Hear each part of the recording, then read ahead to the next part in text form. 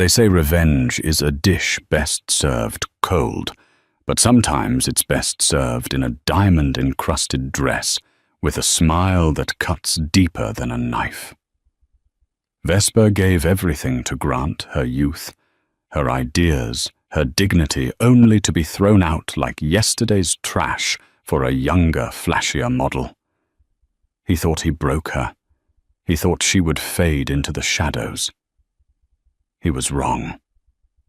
5 years later, she walked right past him at the most exclusive gala in New York, and the best part, he didn't even recognize the woman he destroyed. But he was about to find out exactly who she was, and it was going to cost him everything. Stay tuned, because this karmic justice is going to leave you breathless. The rain in Seattle didn't just fall. It felt like it was trying to erase the city. But for Vesper, standing on the marble steps of the sprawling estate she used to call home, the rain was the least of her problems. Her Louis Vuitton luggage fake, because Grant had cut off her credit cards 3 weeks ago, was soaking wet. The heavy oak door opened, but it wasn't Grant standing there. It was Tiffany. Tiffany was 23, a bottle blonde with ambition that outpaced her intellect, wearing a silk robe that Vesper had purchased for herself 6 months prior. Tiffany leaned against the doorframe, smirking, holding a glass of Pinot Grigio. "Grant's busy, sweetie," Tiffany purred, her voice dripping with faux sympathy. "He said the lawyers sent over the papers. Why are you still here?" Vesper tightened her grip on the handle of her suitcase. She was 32, but in this moment she felt ancient. Her hair was frizzy from the humidity. She was wearing sweatpants because none of her society clothes fit her after the stress-eating of the last year, and her face was puffy from crying. She looked nothing like the vibrant, sharp marketing genius who had helped Grant build Apex Innovations from a garage startup into a tech giant. "I need to speak to my husband, Tiffany," Vesper said, her voice trembling, despite her best efforts to sound strong. "This is still my house until the divorce is final." "Actually," a deep voice boomed from the hallway.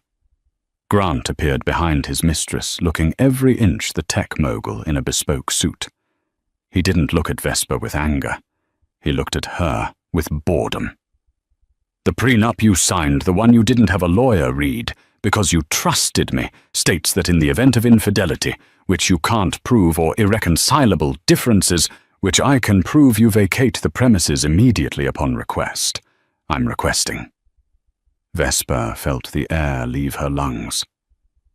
"Infidelity. Grant, you are the one living with her while we are still married." Grant chuckled, taking a sip from Tiffany's glass. "Perception is reality, Viv. And right now, the reality is that you're unstable. You've let yourself go, and you're causing a scene. My security team is on the way. You have 5 minutes to get off the property." "I built Apex with you," she whispered, the rain mixing with the tears on her face. "The algorithm, that was my code. The branding, that was my design. You were nothing but a charismatic face." Grant's expression hardened. He stepped out onto the porch, towering over her. "And now you're nothing. Look at you. You're a mess. Who would believe that a frumpy, washed-up housewife invented the core tech of $1 billion company? Take the settlement check. It's enough to rent a studio apartment in the bad part of town and disappear. Do it for your own dignity." He turned back to Tiffany, wrapping an arm around her waist. "Come inside, babe. It's cold out here." The door slammed shut. The sound echoed like a gunshot in the quiet neighborhood. Vesper stood there for a long time. She looked at the closed door, the symbol of the life she had poured her soul into. She had supported him when they were eating instant noodles. She had stayed up for 3 days straight, debugging his code before the initial IPO launch. She had sacrificed her figure, her sleep, and her own career ambitions to make him a king. And now the king had locked the gates. She dragged her wet suitcase down the long driveway. Her phone buzzed. It was a notification from her bank app. Deposit alert, $5,000 totalers. The memo line read, "For the Uber." G. $5,000. That was her severance package for 10 years of marriage and building an empire. She reached the street, shivering.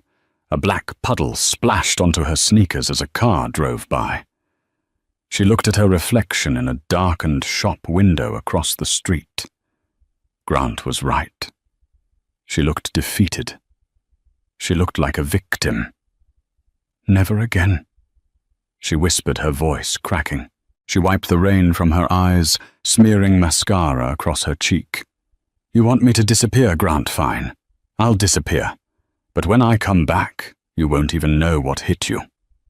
The studio apartment in the bad part of town wasn't an exaggeration. It was a basement unit in a crumbling building 3 hours away from their old estate. It smelled of mold and stale cigarettes. For the first month, Vesper did exactly what Grant expected her to do. She fell apart. She laid in bed, staring at the water stains on the ceiling, replaying the humiliation over and over. She saw Tiffany's smirk. She heard Grant's dismissal. "You're nothing." But rock bottom has a basement, and Vesper found it when she went to the grocery store to buy bread and saw a magazine cover at the checkout stand. Tech Visionary of the Year. Grant Sterling on the future of AI. There he was, smiling his winning smile. And next to him in a sidebar photo was Tiffany, captioned as Head of Creative Design. Tiffany couldn't even match her socks, let alone design a brand identity. That title, that was Vesper's job. That was Vesper's life. Something inside her snapped. It wasn't a break. It was a fusion. The sadness evaporated, replaced by a cold, hard fury. Vesper went back to her basement. She walked into the tiny bathroom and looked at herself in the cracked mirror. She was 30 pounds overweight. Her skin was dull, and her eyes were dead. "Okay," she said to the reflection. Step 1, the vessel. She took the $5,000 Uber money Grant had thrown at her. Most people would have saved it for rent. Vesper invested it in herself. She joined a 24-hour gym, not for the amenities, but because it was cheaper than therapy. She started running. First a block, then a mile, then 10. She cut her own hair, chopping off the frizzy, damaged locks into a sleek, sharp bob that framed her jawline. She dyed it a deep raven black, far from the mousy brown Grant had always insisted she keep, because it looked homely. But the physical change was just the armor. The real weapon was her mind. Vesper knew the tech industry. She knew Grant's code better than he did, because she had written the patches for it. She knew Apex Innovations had a flaw. It relied heavily on user data aggregation, a model that was becoming legally precarious with new privacy laws. She needed to build something that would make Apex obsolete. She spent her nights coding on a refurbished laptop she bought at a pawn shop. She survived on eggs and spinach. She didn't date. She didn't socialize. She became a ghost. 6 months later, Vesper was unrecognizable. She had dropped the weight not because she wanted to be skinny for a man, but because she wanted to be fast. Her body was lean muscle. Her skin glowed from hydration and sheer determination. But she needed capital. Her code, a decentralized, privacy-first AI protocol she named Nemesis, was brilliant, but without funding it was just lines on a screen. She changed her name. Vesper Sterling was dead. She went back to her grandmother's maiden name. She was now Vesper Vance. She began attending tech mixers, but not as the wife of a CEO. She went as a ghost consultant. She wore thrifted suits. She tailored herself to look like Armani. She wore a mask of absolute confidence. It was at a venture capital mixer in San Francisco, where she met Preston Cole. Preston was old money. Real money. The kind of money that didn't need to shout. He was in his 40s, silver-haired with eyes that saw everything. He was the head of Cole Global Ventures. Grant had been trying to get a meeting with Preston for 5 years and had failed every time. Vesper spotted him in the corner of the room, looking bored while a young tech bro pitched him a crypto scam. She waited for her moment. When the tech bro left, Vesper walked up. She didn't offer a hand. She didn't smile. "Your portfolio is heavy on consumer data," she said, her voice low and smooth. "When the new privacy legislation passes in the EU next month, you're going to lose 15% of your valuation overnight." Preston looked up, intrigued. "And who are you?" "An analyst." "I'm the person who can save that 15%, Vesper said, sliding a thumb drive across the table. "This is Nemesis. It solves the privacy bottleneck. It doesn't scrape data. It synthesizes it. It's the jagged pill that Apex Innovations can't swallow." Preston picked up the drive. He looked at her, really looked at her. He saw the sharp suit, the raven hair, the eyes that burned with intelligence and something darker. "Apex is the market leader," Preston noted. "Grant Sterling is a shark." "Grant Sterling is a thief who thinks he's a genius," Vesper corrected calmly.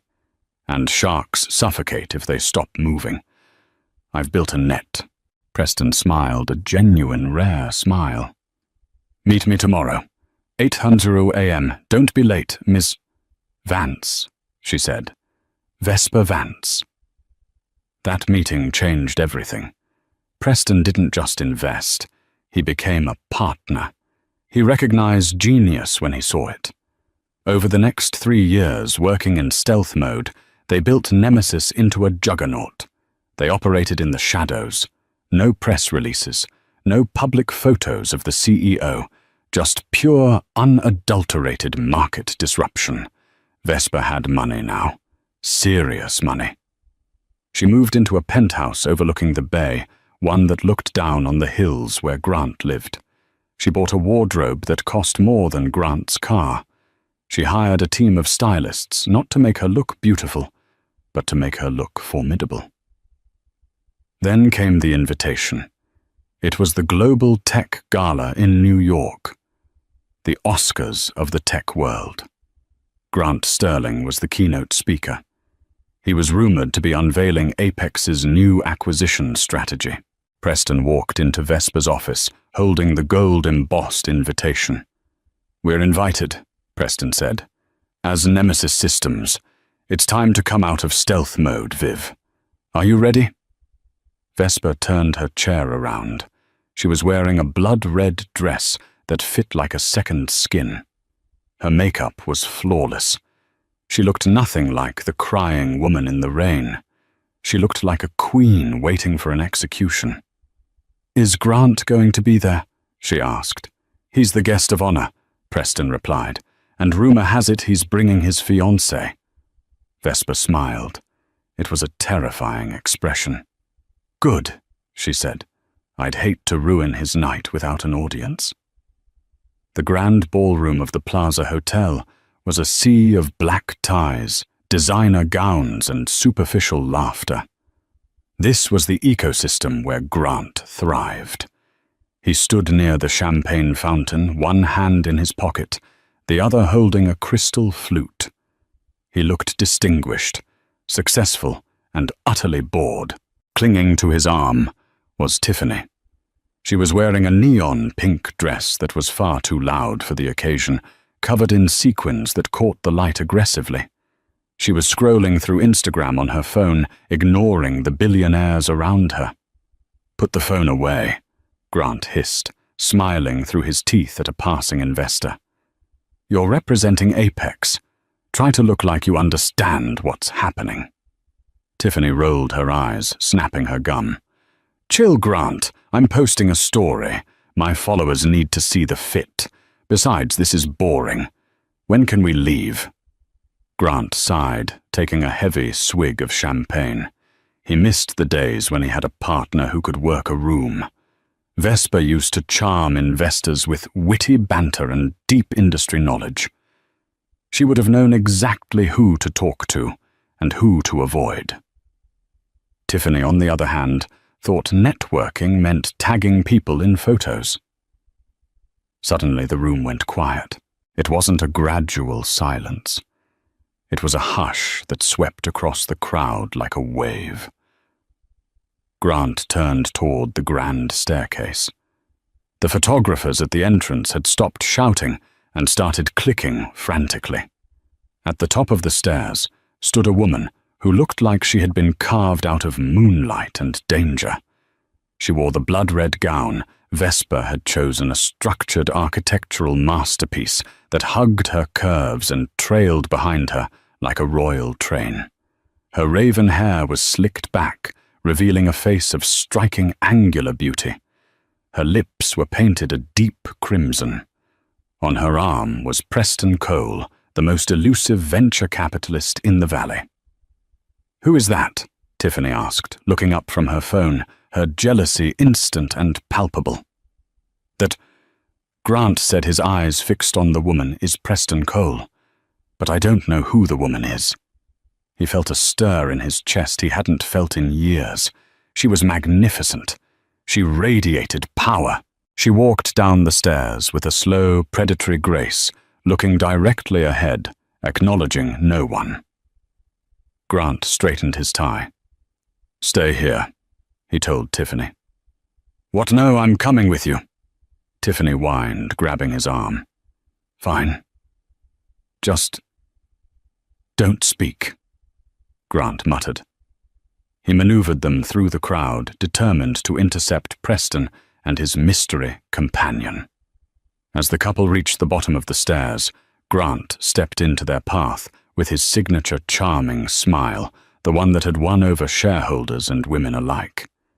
"Preston," Grant boomed, extending a hand. "I haven't seen you since the Davos summit. Good to see you." Preston stopped. He looked at Grant's hand, then up at his face, his expression cool. "Grant, it's been a while." Grant turned his gaze immediately to the woman in red. Up close, she was even more breathtaking.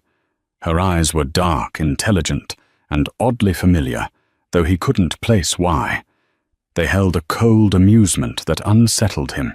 "And you must introduce me to your lovely companion," Grant said, his voice dropping an octave, turning on the charm. The woman smiled. It didn't reach her eyes. "Grant, this is my business partner," Preston said, emphasizing the word. "The CEO of Nemesis Systems. You can call her V." "V," Grant repeated, testing the name. A mysterious name for a stunning woman. "Nemesis. I've heard whispers. You're the ones making noise about the new privacy protocols." "We don't make noise, Mr. Sterling," she said. Her voice was low, smooth, like velvet over gravel. It sent a shiver down Grant's spine. "We make solutions, something I hear Apex is currently struggling to find." Grant laughed, a defensive sound. "Apex is doing just fine. We're actually looking for acquisitions. Perhaps we should discuss bringing Nemesis under our umbrella. I could show you the ropes." Tiffany, feeling ignored, stepped forward and looked the woman up and down. "I like your dress," she said, her tone dripping with insincerity. "Is it vintage? It looks old." Grant winced. Vesper turned her gaze to Tiffany. She looked at the younger woman, not with anger, but with the kind of pity one might have for a slow child. "It's custom," Vesper said softly. "Alexander McQueen, and you must be Tiffany, the head of creative design." Tiffany beamed, missing the sarcasm. "Yeah, that's me. I've seen your work on the new interface. Vesper continued, her eyes locking back onto Grant's. It's very colorful. It reminds me of a kindergarten finger painting project. Bold choice for a Fortune 500 company. Grant stiffened. It was a direct insult, but it was delivered with such elegance he couldn't even be mad. In fact, it turned him on. He realized in that moment how much he despised Tiffany's intellect, or lack thereof. "We are in a transition phase," Grant said, quickly stepping in front of Tiffany. "Look, V, I'd love to buy you a drink. Discuss business. Real business." Vesper checked her watch, a diamond-encrusted Patek Philippe that cost more than Grant's house. "I'm afraid my dance card is full tonight, Grant," she said. She used his first name with a familiarity that made him pause. "But Preston and I are hosting a private game of poker in the VIP suite later. High stakes. If you think you can handle the buy-in, you're welcome to join." She leaned in close, her lips brushing his ear. He smelled her perfume, sandalwood, and black rose. It triggered a deep-buried memory he couldn't access. "Bring your checkbook," she whispered. "You're going to need it." She pulled back, gave him one last enigmatic smile, and walked away, leaving Grant Sterling staring after her, completely captivated. "She's a bitch," Tiffany spat. "She's brilliant," Grant murmured. "And I'm going to have her." The VIP suite was dimly lit, smelling of expensive cigars and leather. A round table sat in the center, occupied by 3 other tech magnates, Preston Cole and the woman known as V. Grant walked in alone. He had sent Tiffany back to the hotel room, telling her he had boring board stuff to do. The truth was, he didn't want her embarrassing him in front of V. Grant took the empty seat opposite Vesper. She was shuffling a deck of cards with the dexterity of a magician. She had removed her diamond earrings, placing them on the table as if they were loose change. "You came," she said, not looking up. "I never back down from a challenge," Grant replied, loosening his tie. "What's the game?" "Texas Hold'em," Preston said from the side. "But we're not playing for pennies, Grant. The buy-in is $5 million. Grant didn't blink. Apex was cash poor at the moment due to the legal battles over data privacy, but he had personal reserves. "Deal me in." For the first hour they played back and forth. Grant was a good player, aggressive, bullying the other players with large raises. But Vesper played differently. She was patient. She folded hand after hand, watching him studying his tics. She knew his tell. She remembered it from their marriage. When Grant was bluffing, he would unconsciously tap his ring finger against the table. When he had a strong hand, he would become perfectly still. He had no idea she was reading him like a children's book. By midnight, the other players had folded out, leaving only Grant and Vesper. A mountain of chips sat in the center.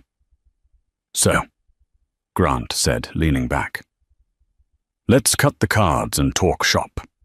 Nemesis, I want it. I'm willing to offer you a buyout. 50 million. Vesper laughed softly. 50 million. Grant, my algorithm is the only thing that can save your platform from being banned in the European Union next month. You know it, and I know it. Your stock is down 20% this quarter. You're bleeding." Grant's smile faltered. "We have contingencies." "You have nothing," she countered sharply. "Your head of creative is designing logos in Paint, and your dev team is jumping ship because you fired your lead architect 5 years ago. What was her name?" "The wife." Grant froze.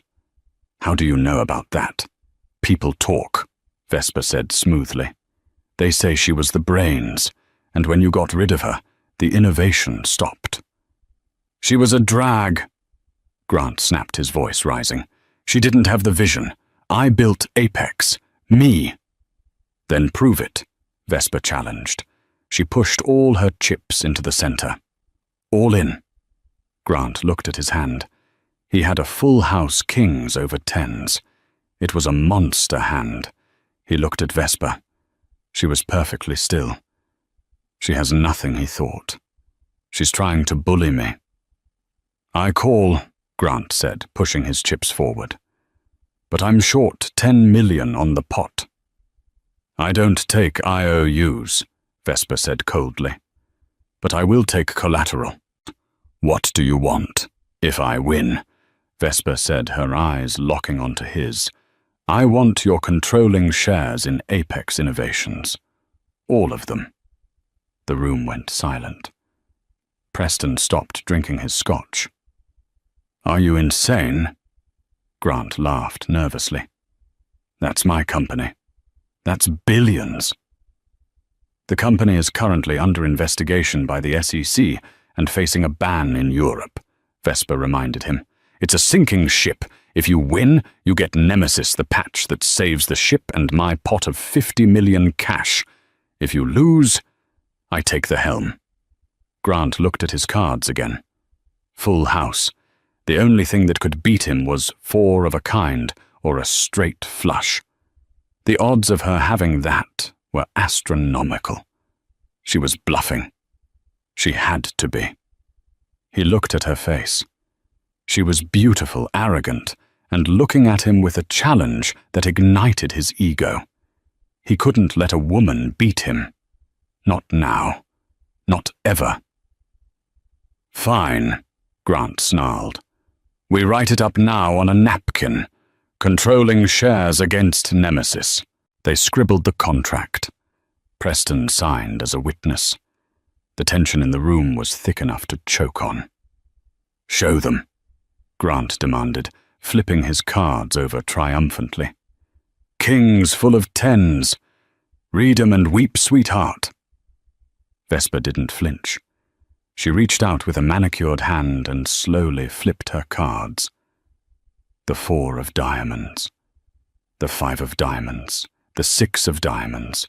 The 7 of diamonds. The 8 of diamonds. A straight flush. Grant stared at the cards.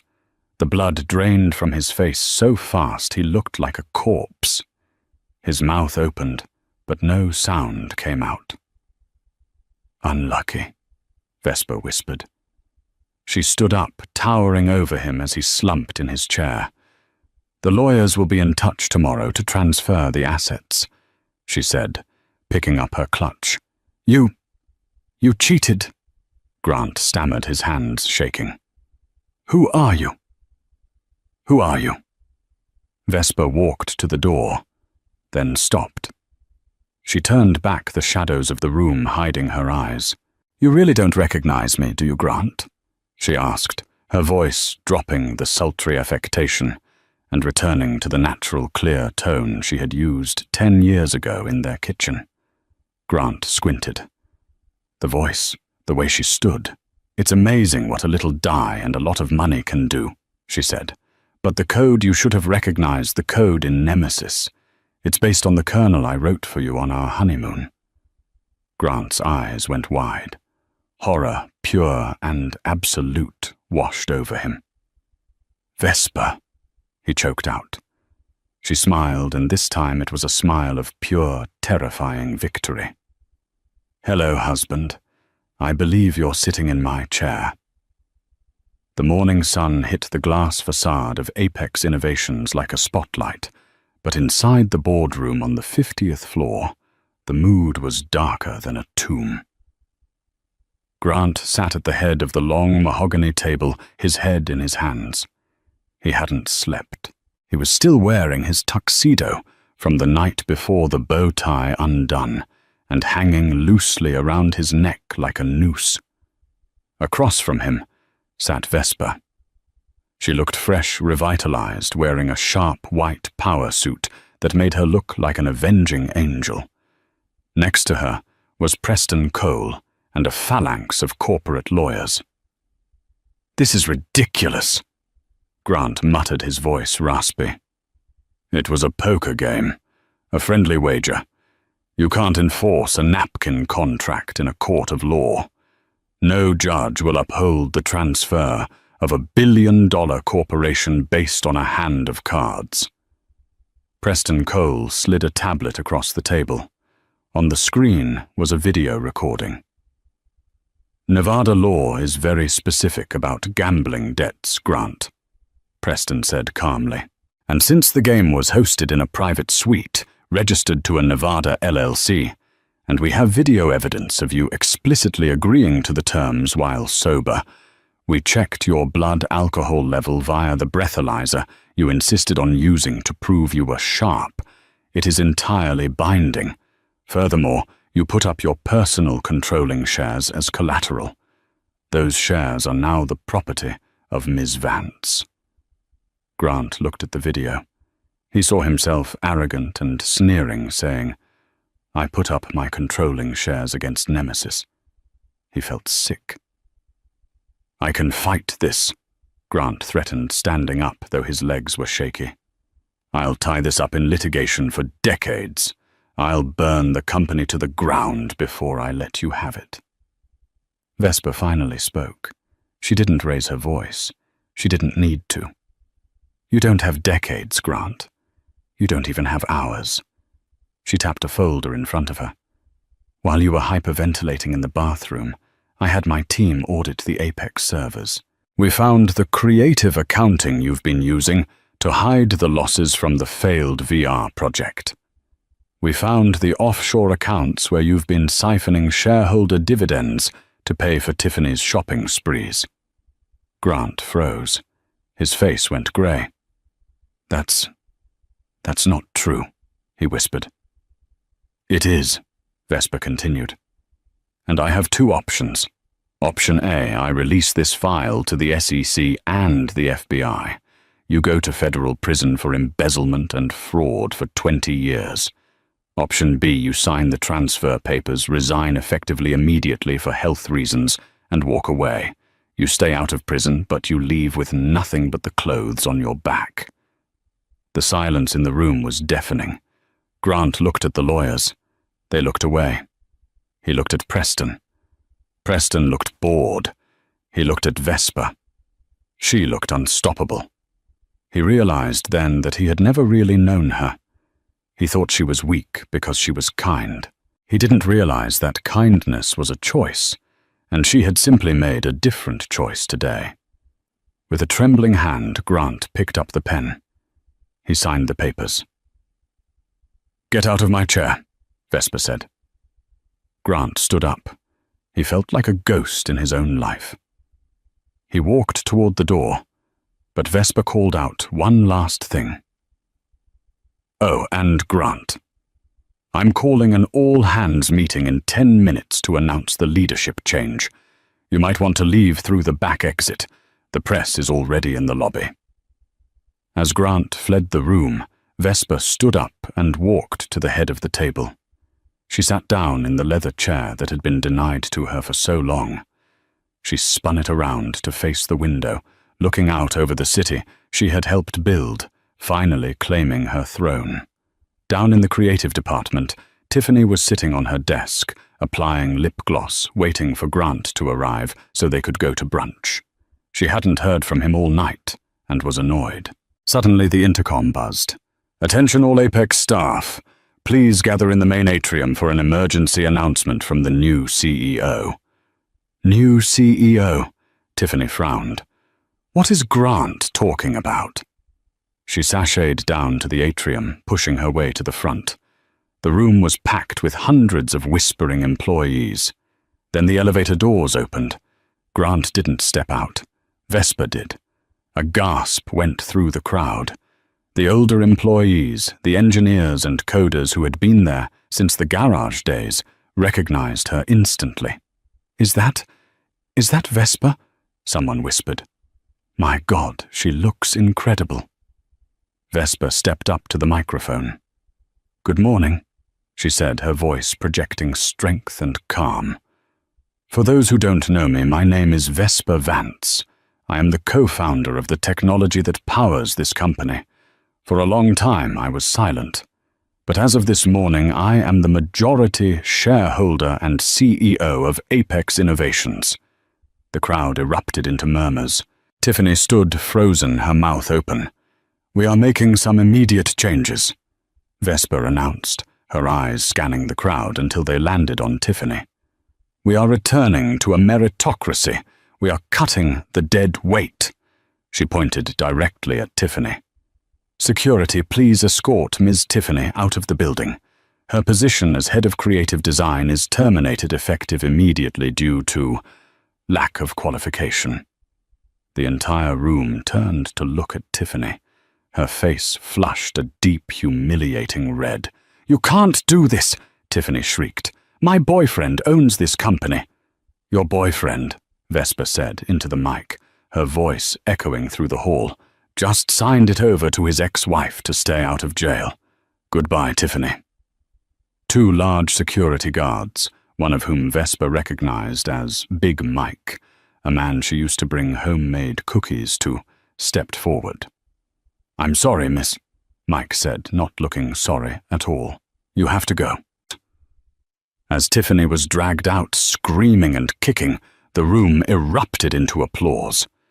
It started with the engineers, then the marketing team, and soon the entire building was cheering. They weren't just cheering for the new boss. They were cheering for justice. Vesper watched them go, a small, satisfied smile playing on her lips. But she wasn't done yet. Grant was still out there, and he still had the house. Grant drove his Porsche like a maniac, swerving through traffic to get to the estate. His hands were gripping the steering wheel so hard, his knuckles were white. He had lost the company. He had lost his reputation. But he still had the mansion. It was in his name alone, or so he thought. He had millions in art and jewelry in the safe. If he could just grab the passports and the diamonds, he could flee to the Caymans before the reality of his bankruptcy hit the banks. He screeched into the driveway, skidding on the gravel. He ran to the front door, jamming his key into the lock. It didn't turn. He tried again. Nothing. He pounded on the door. Tiffany, open the damn door. The door opened, but it wasn't Tiffany. It was a locksmith in blue coveralls. Can I help you, buddy? The locksmith asked. Who are you? Get out of my house. Grant pushed past him into the foyer. The foyer was chaos. Movers were already there. They were taking paintings off the walls. They were rolling up the Persian rugs. Hey, put that down! Grant screamed at a mover holding a Ming vase. That's mine. Actually, a voice drifted down from the top of the stairs. It's part of the marital assets liquidation. Grant looked up. Vesper was descending the staircase slowly, methodically. She had changed out of her suit into casual jeans and a cashmere sweater, an echo of the comfortable clothes she used to wear, but upgraded to luxury. What are you doing here? Grant gasped. The house wasn't in the bet. No, Vesper agreed, reaching the bottom step. But the divorce settlement was never finalized, remember? You kicked me out, but you never signed the final decree because you were too busy partying with Tiffany. That means this is still community property. She held up a document. And since you just admitted to federal fraud to avoid prison, the judge granted an emergency motion this morning. I get the house. You get the debt. Grant fell to his knees. The marble floor was cold, just as cold as it had been for Vesper 5 years ago. You can't do this to me, Viv. He pleaded, tears streaming down his face. I'm your husband. I'm the love of your life. We can fix this. I can change. I'll dump Tiffany. I'll do whatever you want. Vesper looked down at him. She didn't see a monster anymore. She just saw a pathetic, small man. "You already dumped Tiffany," Vesper said dryly. "She called me 10 minutes ago trying to sell me your text messages for tabloid money. I told her I wasn't interested." She crouched down so she was eye level with him. "And as for being the love of my life, you were. And you killed that woman. You left her in the rain with $5,000 and a broken heart. You told her she was nothing." She stood up and signaled to the security guards waiting by the door. "You have 5 minutes to vacate the premises," she said, echoing his words from 5 years ago perfectly. "My security team is here. Take what you can carry in your hands. Do it for your own dignity." Grant looked around. His empire was gone. His lover was gone. His home was gone. He scrambled to his feet. He ran to the living room and grabbed a silver picture frame. It was a photo of him receiving an award. He grabbed a bottle of scotch from the bar. "Time's up," the guard said, grabbing Grant by the arm. They dragged him to the door. Grant kicked and screamed, a flailing mess of limbs and desperation. Vesper, please." The door slammed shut in his face. Grant stood on the porch. It wasn't raining this time. The sun was shining brightly. Birds were chirping. The world was beautiful. But for Grant, it was the darkest day of his life. He walked down the long driveway, clutching his bottle of scotch and his picture frame. He reached the heavy iron gates. A taxi was waiting there. The window rolled down. "Uber for Grant?" the driver asked. Grant stared at the car. "I didn't call an Uber," he mumbled. "Ride's already paid for," the driver said. "Lady inside sent it. She added a note." The driver handed Grant a notification on his phone. The note read, "For the ride to the bottom. V." Grant looked back at the house one last time. He saw a silhouette in the window watching him. He got into the taxi. "Where to?" the driver asked. Grant realized he had nowhere to go. No friends, no family he hadn't alienated, no money. "Just drive," Grant whispered. "Drive away from here." Inside the house, Vesper watched the car disappear around the bend. She didn't feel the rush of joy she expected. She felt a deep, profound sense of peace. The balance had been restored. The debt was paid. She turned away from the window and looked at the empty foyer. It was a blank canvas. "Okay," she said to the empty room. "Time to redecorate." 1 year had passed since the night of the gala, but for Vesper, it felt as though an entire lifetime had elapsed between that evening and the present morning. The towering glass structure in downtown Seattle, once the monolithic shrine to Grant's ego, known as Apex Innovations, had undergone a complete metamorphosis. The cold, sterile chrome and aggressive red branding were gone. In their place, soft silver letters gleamed against the skyline, spelling out a new name, Vantage Systems. The rebrand was more than just a cosmetic change. It was a declaration. Vesper had gained the vantage point, the high ground, and she intended to govern from it with a clarity Grant had never possessed. Inside the building, the atmosphere had shifted from a sweatshop of fear to a hive of inspired activity. The bro culture that had once permeated the hallways where ideas were shouted down and credit was stolen had been surgically removed. Vesper had replaced the foosball tables and beer taps with quiet zones, ergonomic workstations, and a heavily subsidized childcare center. She sat in the corner office on the 50th floor, the same room where Grant had once told her she was nothing. The space was unrecognizable now. She had stripped away the dark mahogany paneling and heavy leather furniture that smelled of cigars and insecurity. The room was now an oasis of cream tones, warm gold accents and vibrant green plants that thrived in the natural light flooding through the floor-to-ceiling windows. Vesper swiveled her chair, tracing the upward curve of the analytics graph displayed on her tablet. Profits were up 40%, year over year. The European market had not only accepted the Nemesis protocol, but had adopted it as the new gold standard for data privacy. The lawsuits that had threatened to sink the company under Grant's leadership had been settled not with bribes, but with transparency. There was a soft knock on the door, interrupting the hum of the city below. "Come in," Vesper called out, her voice carrying a natural authority she no longer had to force.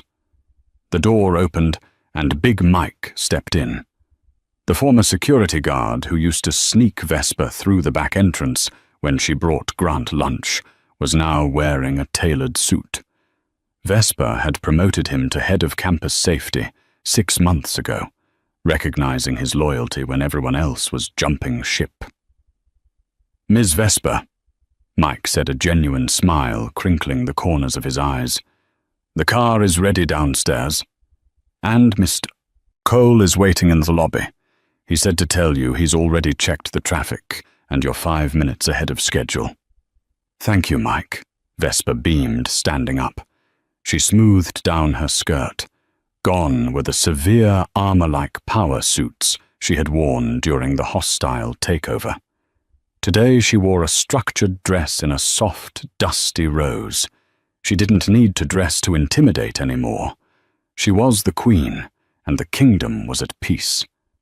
She took the private elevator down to the lobby. When the doors slid open, Preston Cole was standing near the reception desk, scrolling through his phone. He looked up immediately, his eyes locking onto hers with a warmth that still caught her off guard. Their relationship had evolved significantly over the last 12 months. It had begun as a strategic partnership forged in the fires of mutual ambition and revenge. But in the quiet moments after the victory, it had grown into a deep, steady companionship. They weren't married. Vesper wasn't sure if she ever wanted to sign a legally binding contract with a man again, but they were partners in every sense of the word. Preston didn't want to own her. He just wanted to stand beside her. "Ready for the national spotlight?" Preston asked, offering her his arm as they walked toward the glass doors. "As ready as I'll ever be," Vesper replied, taking his arm. "Do I look okay? The lighting on these talk shows is unforgiving." Preston stopped for a second, looking her over with serious, analytical eyes, before breaking into a grin. "You look like you own the place, which, incidentally, you do." They stepped out into the cool Seattle air. A small cluster of photographers was waiting, flash bulbs popping in a rhythmic staccato. Forbes had just named Vesper Businesswoman of the Decade, and the world was hungry for a glimpse of the woman who had risen from the ashes. She offered them a polite, confident wave before slipping into the back of the waiting limousine. 5 miles away, in a part of the city, where the gleaming skyscrapers were just distant silhouettes, the atmosphere was very different. Grant Sterling sat in a cramped, windowless break room that smelled of stale coffee and microwave popcorn. The fluorescent lights overhead buzzed with an irritating, flickering hum that gave him a permanent headache. He looked 10 years older than his actual age. His hair, once thick and perfectly coiffed, was thinning rapidly and graying at the temples. He wasn't wearing a bespoke Italian suit. He was wearing a slightly ill-fitting blue polo shirt made of scratchy synthetic fabric. Pinned to his chest was a plastic name tag that read, "Grant, Tier 1 Support." Grant was currently employed at a third-rate IT help desk center. His days, which used to be filled with board meetings and power lunches, were now consumed by answering calls from angry customers who couldn't figure out how to reset their routers. It was a hellish, repetitive loop of, Have you tried unplugging it and plugging it back in for 8 hours a day, 5 days a week?" He took a bite of a dry turkey sandwich, staring blankly at the cracked screen of his smartphone. It was his lunch break, strictly 30 minutes docked for lateness, and this was his only escape. He scrolled through his news feed, his thumb moving lethargically until he froze. There she was. A live stream was playing on the landing page of a major network. Vesper was being interviewed on the biggest midday talk show in America. The headline beneath the video read, "From Heartbreak to Hegemony, the Vesper Vance Story." Grant couldn't look away. She looked radiant. She was sitting in a plush armchair across from the host, laughing at a joke. Her head was thrown back, her throat exposed, her eyes sparkling with a genuine, unburdened joy that Grant hadn't seen in years. He plugged in his tangled earbuds, drowning out the break room chatter. "So Vesper," the host said, leaning in with admiration. "You took a company that was legally dead in the water facing SEC investigations and bankruptcy, and you turned it into a global empire in 12 months. Your story has become a legend in Silicon Valley. What was the secret? What drove you through that darkness?" Grant leaned closer to the screen, his heart hammering against his ribs. He waited. He waited for the anger. He waited for her to say his name. He wanted her to tell the world that he was the villain, that her hatred for him was the fuel that kept her engine running. He needed to know that he still mattered, even if he was the monster in her story. Being the villain was better than being nothing. On the screen, Vesper paused. She looked directly into the camera lens. For a terrifying second, Grant felt like she was looking right through the phone, straight into his soul in the dingy break room. "I think," Vesper said softly, her voice crystal clear. "I finally realized that I didn't need anyone's permission to be great. I spent a long time trying to build someone else's castle, laying every brick with my own hands, hoping that one day they'd let me live in the tower.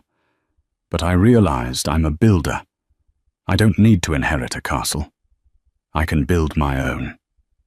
The host nodded, enraptured. "And what about your ex-husband, the man who founded the original company?" "The rumors say the split was acrimonious. Do you have anything to say to him now, knowing he's watching?" Grant held his breath.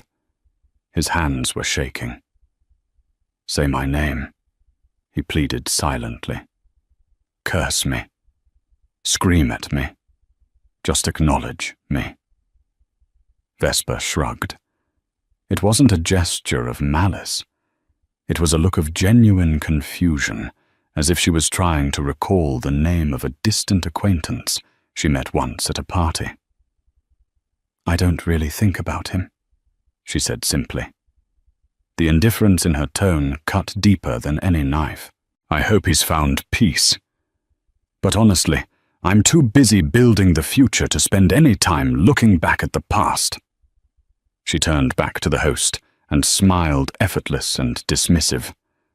"Now I really want to talk about the new scholarship fund we're launching for underprivileged female coders." Grant stared at the phone as the interview moved on. The sandwich in his hand turned to ash in his mouth. She didn't hate him. She didn't love him. She didn't obsess over destroying him. He was irrelevant. He was a footnote in the biography of a woman he used to control. He was a ghost. The door to the break room banged open, startling him.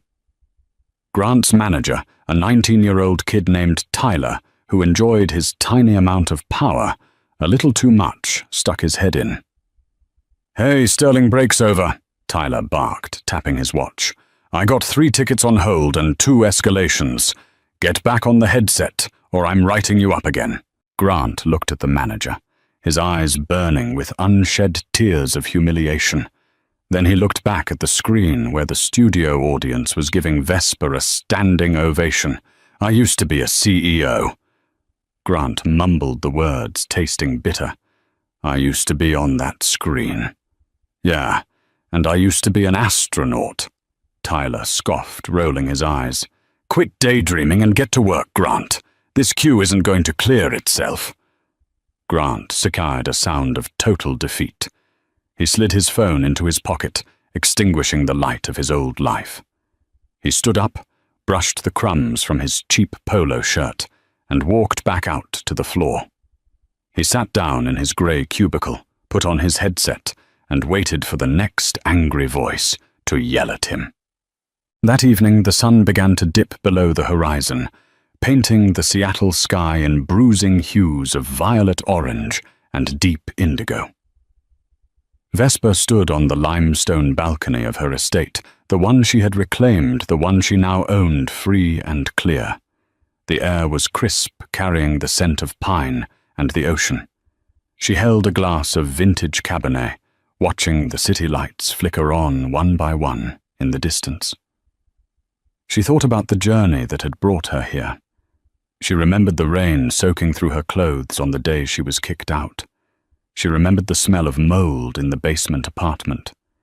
She remembered the nights her eyes burned from coding Nemesis on a pawn shop laptop. She remembered the fear. She remembered the anger that had felt like a physical weight in her chest. It was all gone now. The anger had evaporated, leaving behind a profound, quiet strength. She felt a warm hand on her shoulder. Preston stepped up beside her, draping a cashmere shawl over her shoulders to ward off the evening chill. "You okay?" he asked softly.